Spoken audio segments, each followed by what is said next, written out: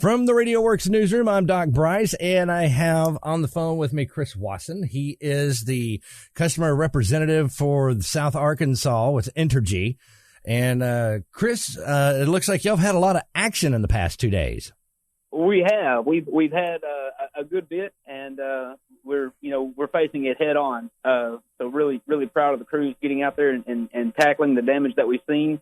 It's been widespread. So it's all over our service territory, and like I said, we're pouring the resources to it and trying to get customers restored. Now, tell us what happened that made this such a big event, other than just power being out on one block versus power being out on several blocks, some as far as a whole city. That's right. So the biggest issue that we had in our neck of the woods, in South Arkansas, was the ice accumulating on trees and on tree limbs. And when it did, these trees just aren't able to hold that. And so we start seeing limbs that are falling off, trees that are breaking in half and falling onto our facilities. Which is going to cause, to break the conductor, to break poles, and you find that type of thing. We also had a few trees fall on our transmission facilities, for the same reason. You've got that ice building up on those trees. They're coming over and taking out some transmission lines. So fortunately, in most of the area, we did not have too many transmission impacts. We did have the city of Louisville out for a little while due to a transmission line. We were able to sectionalize that line. So basically, that means that we're able to isolate the trouble, and we're able to re-energize that city from one direction on a transmission feed while we take care of the trouble and then re-energize the entire line. So we were able to take care of Louisville there, but they were completely in the dark for several hours there. I say, if I remember properly, probably about 4 or 5 hours they were completely in the dark.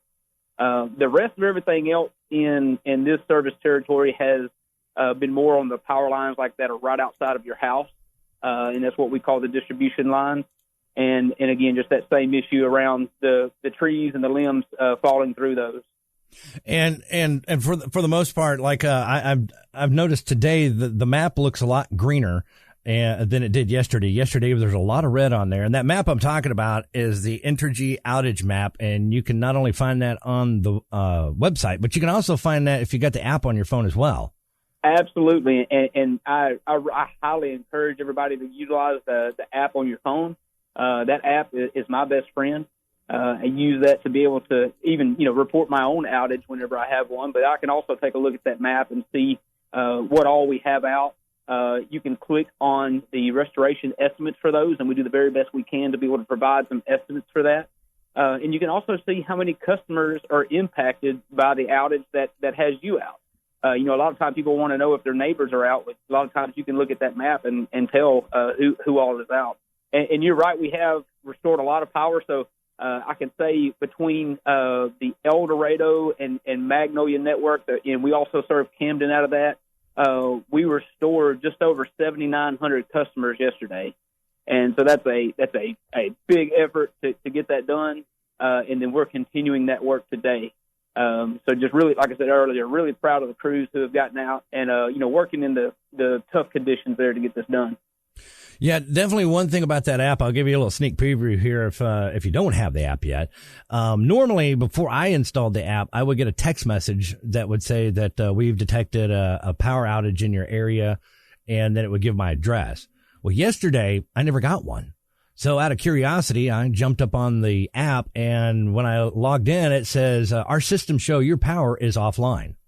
So that was one of the things that let me know, gave me heads up that my area is out, and then jumped up on the map to see how big that was. And then same thing when the power came back, because I kept checking it, and then it showed me that my power, it said our system shows your power is on. Right, that's right, and that's extremely helpful. And I will say I have heard some people say that they've got some false messages about when their power was restored, but it actually wasn't. And so I'd love to be able to address that here, because I know that can be frustrating, right? And so what that means a lot of times is we are repairing damage that's just upstream of a customer. And so you could almost imagine that like as if it was a water pipe, right? And you've got several valves between you and the water tank, all right? And so we were repairing a valve at a time, so to speak. And sometimes in our system, if we repair a valve that's upstream of you, using that pipe analogy, it thinks that we've gotten power restored to your house, when in reality there may be another valve or two that we have to replace before it gets to your house, before electricity can actually make it to your house. And so sometimes our system doesn't catch that in time before it sends a message to a customer. So we apologize for that. There's some things that we're trying to work on so that you don't get the wrong messaging, but that's why it sends those. So when you see that, know that, it means that, hey, we're working to get to you, right? We're working to try to get power restored in your area. So we apologize for that, but we do want to let you know it is with the best of intentions. Now, as of Friday, February 3rd, currently at 2:40 p.m., I'm looking at the map here on Entergy's website, and I'm seeing that Chittister is still down, and they've been down since yesterday when this all happened. And I remember you came to the Chittister City Council meeting one time, and they were talking about how the power seems to be unreliable out there. And you gave a great explanation of how that works, that there's a single transmission line that comes out of North Camden over by Lookout Point from that substation, and then kind of goes through the swamps and everything. And it's a real hard area to get into. And usually that's where problems seem to occur, is on that single transmission line that feeds Chittister. And I noticed, now I don't know how accurate the map is, but it shows like right where the power line kind of comes out of the marsh and over across Highway 24, that's where the red line starts. And then you can see all of Chittister, Bluff City, Reeder, they're all red right now. And it's showing about, according to the website, 318 customers that are affected. And so they're expecting to get that hopefully turned back on no later than 10 p.m. later today. Now, some people ended up getting that same message yesterday that, their power would be restored by 10 p.m. February 2nd, and then they got another notification that it was going to extend into February 3rd. That's right. And what we do is we set those expectations of, hey, this is, for the most part, when we're trying to get customers back on, right? And that's the customers got that message for 10 p.m. yesterday. Once we realize, hey, look, we now know that we're not going to make it to those customers, as of yesterday, which was the 2nd, we then bump it out to the next day in an event that's this large. Most of the time we do a better job of having a more accurate timeline, right? If this is just a small little thunderstorm that comes through, we're able to much better be able to tell when we're going to have power restored. When you do have such massive damage and widespread damage that like what we have here, it's very difficult to tell on a case-by-case basis where and when those outages are coming along. Now, as we move through this storm restoration process and we get closer towards getting everybody restored, we will be able to do a better job of knowing, hey, we'll get, these customers on Laurie Street. We'll be able to get them back on at this time, and we'll be able to make those adjustments. Now, go ahead. I know you mentioned Chittister, so I appreciate that. I wanted to follow up on that. Yes, they are out, and that outage line on that one is just a little bit off. And so that line that is, that long line that you mentioned going from Camden over to Chittister, it goes down through some pretty rough terrain. They're kind of on the northeast side of Highway 24, and that is where a lot of the damage is right now. I'm getting reports of well over 50 trees that are down on the line through that area. So if you can imagine what that looks like in that area, we're even bringing in what we call giraffes. These are these big saw blades on the end of a long arm. So if you can imagine, the giraffe neck being that long arm and then the head being the saw blade, and we are really trimming those limbs, those trees through there, getting that open back up, and we hope to do that. So we have right now, as we speak, we have about 30 linemen that are on just that one line right there. We also have 50 vegetation personnel who are clearing the path for those linemen to be able to get the lines back up in the air. So you can kind of get a picture of the effort that's being put into getting Chittister restored. Mm-hmm. Now, with that, and I know it has the 10 p.m. on there, and we'll be adjusting that here very soon. Based off of what we've done so far today, we still don't think that we're going to have Chittister restored by the end of today. So we're looking at, that might be even more tomorrow afternoon. And so we're doing the very best we can to try to get that restored. But that is a monumental task in front of us there. But we've also poured the resources to it to try to help get Chittister back on.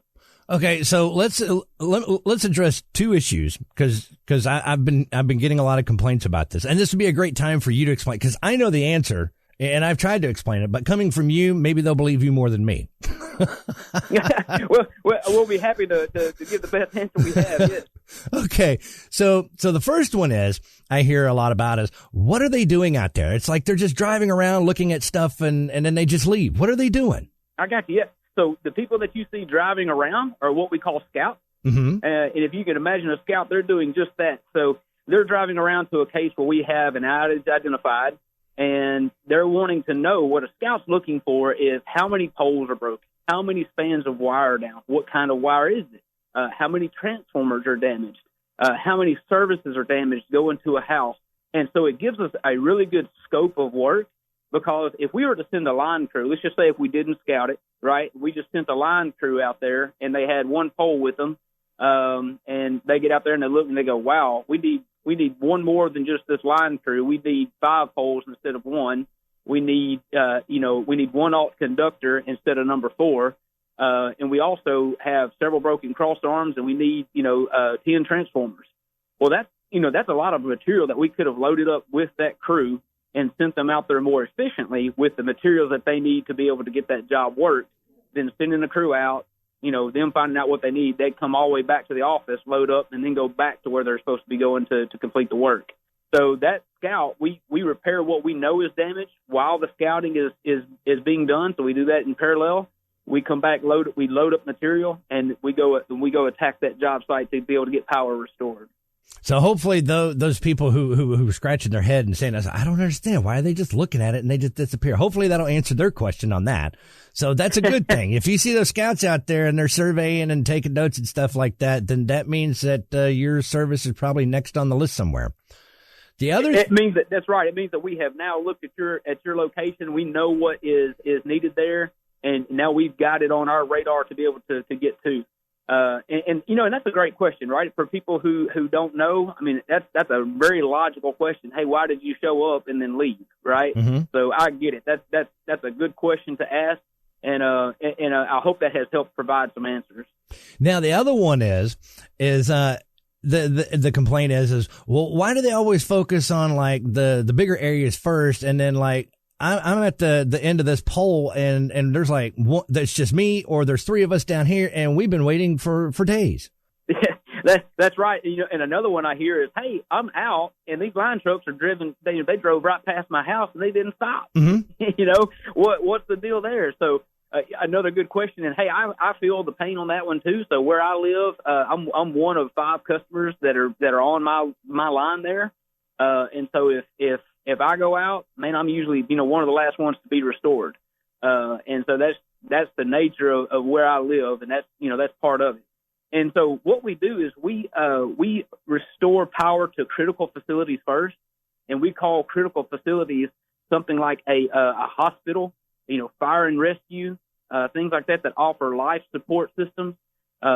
Also, any kind of plants where it's not good for them to be down for a specific period of time. They might have, maybe there's environmental concerns with them being down. Maybe there's a huge, cost associated with it.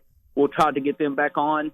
And then from there, we go with the numbers. It's all about a numbers game. So we try to get as many people on as safely and then as quickly as possible. So if I have a case with 10 customers that are out, and I have another case with 100 customers out, and I have to choose between the two, because we have limited resources, right? I mean, although we're bringing in a ton of people, we still only have a certain number of folks that we can work with. And so if I have a case of 10 customers that are out and a case of 100 customers that are out, we go to the case that has 100 first. And that might mean that we have to drive by the case that has 10. And I completely get that. That is frustrating to see trucks roll past you, and they're not stopping at your house.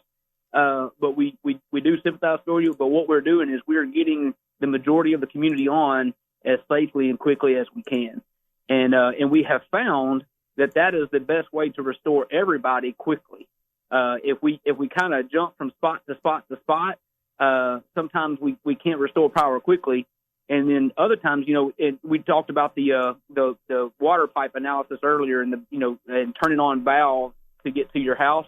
It's the same way with the electricity. If we don't address the trouble that's at the source of where your electricity comes from, we could go work directly at your house. But if we haven't addressed the trouble where the source is, it doesn't matter. We can't get power to your house.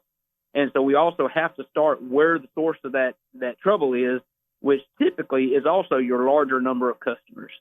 So hope that has helped. If there's any questions on that I can clear up, please let me know. Well, hopefully that explained it. Why, when people ask that question how come, there's 5 of us down here and we've been waiting for days and they got everybody else over there turned on. And hopefully they understand now that's the difference. See, I told you I knew the answers. I just wanted you to explain it. Yeah, that's right. And you have a deep knowledge of what we do with your background, in the industry. So I appreciate your knowledge on that, but also I appreciate you being willing to try to help educate others about, why it is the way it is. So I'm grateful for that, Doc. Thank you. Well, especially dealing with transmitters and things like that, and having to get a radio station up on the air faster. I do. I mean, I walk around the facility. I look at transformers, to see if there's any fuses blown on a pole. I look at the ground to see if there's any, charged animals laying on the ground, because I've seen crows, squirrels knock out a transformer, knock us off the air, and then just kind of, survey what's around me without getting into anything, just doing a visual survey to kind of assess what it could be that's knocked our power out. And then if I can't see anything, well, I just wait for you guys to do what y'all do best. But even when I have to call it in, I'll give them heads up. It's like, yeah, we've got a fuse blown on a pole and there's a crow sitting on the ground that's charred. So at least gives them an idea of, what they're coming into. That's right. And information like that is very helpful. So we appreciate it. So we know the rules about down power lines and everything. And, typically you think when a power line is down and it's energized, it's going to be whipping around, sparking and arcing and everything and being mad and all this. But sometimes they can get into trees because the trees will fall down on them and they could still be energized and not whipping, sparking and being mad. Absolutely. That's right. So, it's called electrical theory because it doesn't behave the exact same way every time, right? It's not a law. We have a pretty good understanding of what it does, but man, sometimes these lines can look de-energized when in fact, like you said, they are energized. So it is very, very important to stay away. Well, the reason why I bring this up, because back in 2020, when we had the storms come through here, I followed around our public works director, Kevin Franklin, and his crew, and they got into a tree, and it was like, all we got to do is move the tree. And it just looked like something simple. Get the tree out of the road, and the road's back open. But the guys were walking around and assessing everything, and then they realized, whoa, there's a power line inside this tree. So they didn't bother to mess with it because they didn't know if it was energized or not, and they didn't want to touch the tree. So anybody who's got a tree in their yard, on their property or anything like that, and they see a power line in that tree, your recommendation? Yeah, to leave it alone and let us know about it. Right, we will definitely be happy to come make it safe so where we can get that power line out of there. If we need to de-energize something, we can. But we would rather you let us take care of that and make it safe. So then, if we need to get the power line up, get it back in the air, and then allow for tree removal, we'll do that. And you mentioned, Mr. Kevin Franklin. Man, I got to give a shout out to him. What a great guy. Just a super person. I love getting to work with him. He does a really good job. So appreciate the work that he does, for the Camden area. Well, and he's definitely aware of the situation when it comes to electricity and keeping his guys safe too.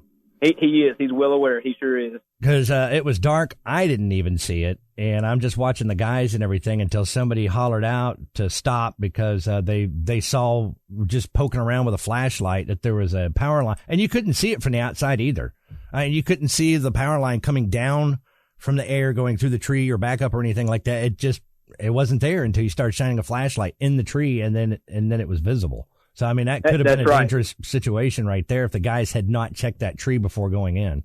It is. It can be a dangerous situation. And, we even equip our scouts. We talked about scouts going out, and they have what's called a personal voltage detector, abbreviated for a PVD, mm-hmm. and they wear that around their neck. And if there is any energized line that they're walking through, because sometimes when we scout, we're walking through some wooded places, or it may be dark, some areas that we can't see as well, and that PVD will go off and sound an alarm, letting you know that you're near an energized line. So not a bad idea for, people who are in those situations to, for a city to get PVD for employees who are going to be, out there working like that. It can save lives. We've got something like that too when it comes to working with RF, especially around AM. It'll chirp if we get too close to radiation, because that means that whatever it is that we're near is energized. And, That's right. And induction's a little different from conduction, and you could touch it and not feel anything, but it's a delayed reaction, and you'll actually get RF burn instead of electrocuted. So it's a little sneakier than electricity. It is. That is really sneaky. But so it's great to hear that there are some mitigation measures to keep people safe, because ultimately that's the main goal, right? When these guys, with these, personnel out there, the men and women who are helping restore power, who are helping clean up our cities and remove debris, it's keeping them safe. Well, let's go ahead and bring that up too. Is safety is paramount. So when people are asking, why is it taking so long? What are they doing?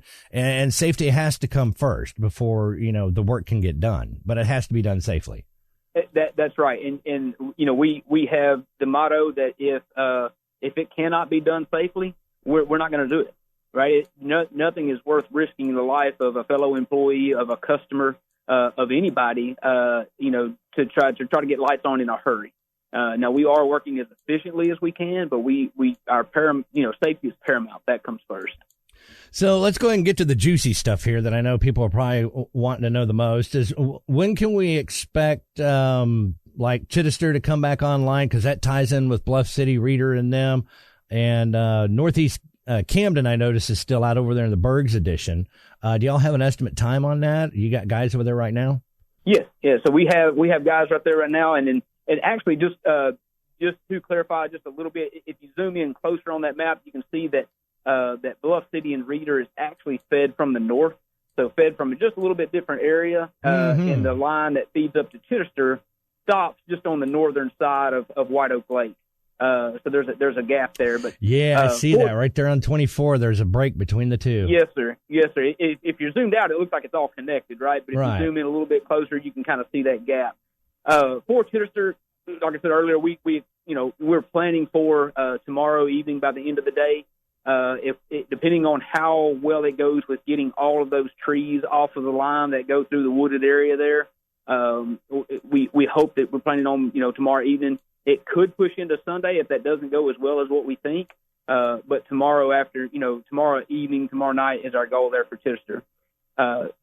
Going down to Camden, we plan to have 90% of Camden restored by the end of today. And that's what we just call it, like a moderate estimate there. Mm-hmm. It could be more than that. So we should have all of the damage assessment done by today, which means that we talked about the scouts. That's what they do, is they give that damage assessment report to us, so we know that what we're dealing with, and that will be done today. Have all of it done, and we believe that we can get at least 90% in Camden done today. So that's good news there. I know people have been waiting, and we're working diligently to get that done. So we've been working out along like the Banner northwest area. We've been working along Harding southwest. We've got a pretty big outage that looks like actually part of it just came on. That's between Luann and the southern part of Camden. Mm-hmm. We've got part of that restored now. In fact, that just kind of came in while we were talking about this. Yeah, actually, whenever I reviewed it, the map just updated itself. Yeah, that's right. So it was out. So it looks like we just got that part of that completed. Looks like we still have a section there. That probably has around 67 customers that are out that we're still working on. But just know that we're still in that area, still working, and plan to have them on. Yeah, according to the map, there's a small patch right there. It says about 30 customers affected right there. But yeah, it looks like Luann just went green. Smackover's looking good over there. I noticed that Norfolk was all red this morning. It's looking green, and El Dorado looks pretty lit up. There's still a few small pockets out there in El Dorado where they're still having issues out there. And I noticed that Magnolia got hit bad. It did, yes. Magnolia was hit. In the what I call the eastern side of Columbia County, between there and Union County, we had large swaths, and then many things north of Magnolia. So the Stevens area, McNeil, Waldo. We mentioned Louisville earlier. That was around there. Mm-hmm. Stamps got hit pretty bad. So they have a lot of damage in that area. We're continuing to work through there. We have the same expectation for a lot of that. Also, I spoke with the mayor of Ralston yesterday. Just checking on them. Man, what a good guy there. Mayor Cordos was out there, clearing limbs and trees off the roadways and different things. Trying to make room for residents to be able to get out and stuff. So, but we also plan to have most of those areas 90% restored by the end of today. We will probably have a few that carry over. And these are some customers that have damage to their meter loops and things that take some time to repair. You being in the electrical industry, you will know what's involved there of repairing meter loops on houses, mm-hmm. And getting that done. So there's some work that has to be done there as well. So, but looking, like I said, about 90% getting those restored. We have all damage assessment done for those areas, so we know what we're looking at. So we're getting in better shape there. What about Bearden? Bearden is starting to light up a little bit. They're a lot better today than what they were yesterday. They were pretty much all red. Now I'm seeing green towards the center of town, but they've got some outskirts there that are still red. That's right. Considerable amount of damage as well in the Bearden area. We're starting to get better, like you said. Probably more around the 70% range in terms of having customers on in Bearden by tonight. So we definitely will have some carryover into that due to the damage that we have there. Again, we're pouring resources to these locations, and we're also moving resources. So just because, let's just say, you noticed some of the damage that we had in the Columbia County and Washita County area around Stevens, and then, Lafayette County around Louisville and things. Once we get those areas restored and we have these resources that are now what I call freed up, we're now then transitioning those to areas where we still need some help. So when you see, areas that are just like that in Fordyce, well, we've got some areas that are clearing up, and we're moving those resources over to like the Fordyce area to Gurdon. We've got some going into Gurdon, into Prescott, and so into Bearden. So we've got resources that we're constantly moving around to try to help make sure that we get customers restored. Yeah, I'm looking at the map on Prescott. They're looking a lot better in the main areas. They still got some side branches there that are still red. Gurdon looks a lot better than it did this morning. Gurdon was pretty much still all red, and I see everything pretty much in the center of Gurdon is green now, and then there's a couple side feeders there that are still red. So it looks like y'all are making progress on that. But moving over towards the northwest, just of Camden, of course, you've got, just after Bearden, you got Thornton in there, which is a really, really small town. I mean, it doesn't take much to get past Thornton, but they're all red. And then that leads into Fordyce, and Fordyce on the map is still looking pretty dark over there. Yes, we've got extensive damage in Fordyce. We still have, some transmission facilities that are down. That are impacting that. So if you notice, you have like the places that are like Fordyce, Kingsland, you have Rising. If you look at some of those, they are completely in the dark, and that's due to some transmission structures, that are damaged right now that we're in the process of repairing. So the good news on some of that is whenever those structures are repaired, we will have a lot more of those customers coming back on, because we can be doing a lot of work right now, right in those areas, and you may not see it because the source, which is that transmission line, is still out. And so we may be doing a lot of work on what we call the distribution side and getting the lines that are in front of your home, getting those back up in the air.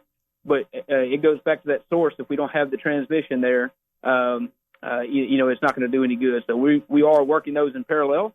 So we kind of have, if you imagine, two different groups. We have a group that does solely the transmission work, and we have a group that solely does distribution work. And so we have both teams that are working in parallel to get those outages restored. Now for the listeners, to explain the difference between a transmission line and a distribution line. Sure. And so without, I can get real nerdy on electrical stuff real quick, right? I could go deep into it. So I'm going to try not to. So I again, a lot of people can associate things with pipes, water pipes, right? Because they see that a lot. Right. So with the transmission line, using the water pipe analogy, you can imagine, a really big line, maybe it's as big around as your waist, just for reference, something like that. And it carries a lot of water, right? And so that's kind of what a transmission line is. It's carrying a lot of voltage, and it's transmitting that electricity in a long distance, right? Kind of like what you would from a water line. If you got a really big water line, you're transporting a lot of water to where you needed to get it to go. So that would be like these towers that we see.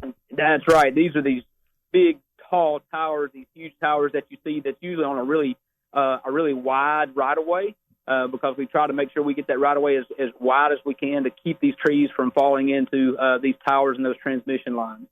And then once you go to the distribution line, then now you can imagine that water line coming from off the road and coming to your house. Right, it's usually a smaller line that you have coming in. Might be a 1-inch, 2-inch line, something like that, depending on what size you have. And then you've got that coming into your house. That's more like what a distribution line is. You've got much smaller voltage that's coming in, comes through a transformer, comes to your house, and that gives you what you actually need. And that would pretty much be like the wooden poles you see on the side of the road. That's right. These are the wooden poles that you see, and you'll see our transformer sitting on that with usually a dark braided line that's going to your house if you can see it overhead. Some of them may be underground, and those are what we call the distribution facilities.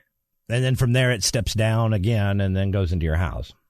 That's right. Steps down, goes into your house, and that gives you the voltage that you need for all your appliances and different things like that. All right. So I guess the best thing to do is just kind of wait this thing out. You guys are doing the best that you can with what you have. And of course, moving at the speed of safety. And as for everybody else, just know out there that they're trying to get you turned back on as fast as they can. But it's gonna take a while. So Fordyce, though, do you think they could be on by at least Saturday? We have plans to get a lot of those customers restored, Saturday. We are going to see some of those that might push into Sunday as well. And so it's kind of like I said, it's kind of a difficult task to accurately gauge all of that, but that is the plan right now. All right. Well, Chris, I greatly appreciate you taking some time out of your busy day. I know you are in high demand and a very popular person at that with everything going on. We do our best. We want to tell everybody we appreciate your patience. We know it's, not fun to be out of power, be out of electricity. It disrupts, our lives. Man, I tell you, the personnel, we're serving our neighbors, our friends, people we go to church with, people we've graduated high school with. So it's an honor to be able to serve the people that are in our communities. It's also a pressure, right? Uh-huh. Because that your loved ones, your friends that are out of power, and trust me, we want to perform. We want to be able to get power back on for all of you. And so we're working, like I said, as safely as we can and as efficiently as we can. And as long as the power's on, everybody's your friend. But when the power goes out, everybody's looking at you like, what'd you do? That's right. That's right. And JJ even said, hey, put a word in for me and see if you can get them to expedite my house. And I was like, well, you're on that line between Camden and Chittister. Best of luck. Yeah, that's right. And the good news about that is once we do have, damage repaired up to a certain point on a lot of these cases, we can, create open points in there. And what that does, it just allows us to sectionalize the trouble, energize the line up to a certain point. And so, if it allows us to, where, depending on the configuration of the field, we will do that sometimes where, you don't have to wait for the entire line to be restored if we think it's necessary. It all depends on the damage that's there behind the line, and how it's configured in the field. But we do everything we can to get, like I said, as many people restored as safely and quickly as we can. Well, I noticed when they replaced the poles here a couple of years back that they set a new pole out here in front of the studios. And one of the guys was kind of, boasting. It's like, that guy, that pole's for you. And I'm like, what do you mean? And they put in a transfer switch because he was explaining to me that they kept us in mind. So if the power dies in one direction, they can flip a switch on that pole and redirect it and refeed it back into the studios while isolating that line. That's right. You know, and we are performing that task in many different locations. We're working on resiliency for our customers, and a lot of even what we call a self-healing network. And so where we can, we're doing that and isolating the trouble and keeping the rest of the customers on. And so any time that we can do that and help prevent outages, you know, for a lot of customers, that's exactly what we're doing. Yes, I've noticed some of the lines around here, around the station. There's one back off in the neighborhood behind the radio station, and it's got, it's weird if you look at it, if you don't know what you're looking at, but there's a cable that connects to each phase on the pole, and then there's a flag there. Yeah, that's right. That's exactly right. So, I mean, to me, I know what that means is that they've basically shorted that line out so that way they can work on it so it doesn't energize, and if it does, it'll fault. And yes, sir. That's what we call grounding the line. And so, you know, when we mention, you know, protection, the safety of our workers is paramount. And so we ground that line, and it protects them from any kind of, you know, just say if a generator is improperly hooked up and it's back feeding onto the line. Yes. That way it keeps those employees safe, even though they are still wearing, you know, their protective equipment, right? Mm-hmm. But we still want to keep any line from being energized while somebody's working on it. And so that grounds that line so that it will not become energized on that employee. Right. So if you as a customer just happen to be driving around and you see that, that's a good thing. That's right. That's a good thing. It means somebody is working on that facility. Yes, because it's not always near where they're at. Sometimes it could be further down the line where they've shorted that, and then they're further up working on that system wherever the damage is. You know, that's a very good point that I hadn't thought about bringing up. But, you know, a lot of times we'll say, hey, we have people who are working on this case and they're working on your outage. And, you know, people look out the front door and look down both ways of the street and say, I don't see anybody, you know.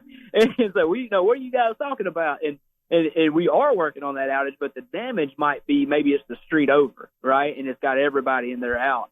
So that's something to keep in mind sometimes, is that you may not be able to see the damage right outside of your house, but it might have the source out that feeds you, and we are working on that. Right. So just be patient out there. Chris, I greatly appreciate it, and I'm going to let you get back to work and do what you do best, and just keep us turned on, and let the linemen out there know that we appreciate what they're doing, and stay safe. Well, Doc, you do a fantastic job of keeping your listeners informed and engaged about what's happening here. So, you know, big props to you for doing that. We appreciate you helping get the word out. Thank you. All right. Well, I'm going to let you go, and be safe out there. And if there's anything else that you can relay to us, just send me a message, and I will get that up on our Facebook page or anything that we need to relay out on the air. Sounds good. Thank you, sir. Appreciate y'all. All right, man. You have a great rest of the day and a good weekend. Yes, sir. You do the same.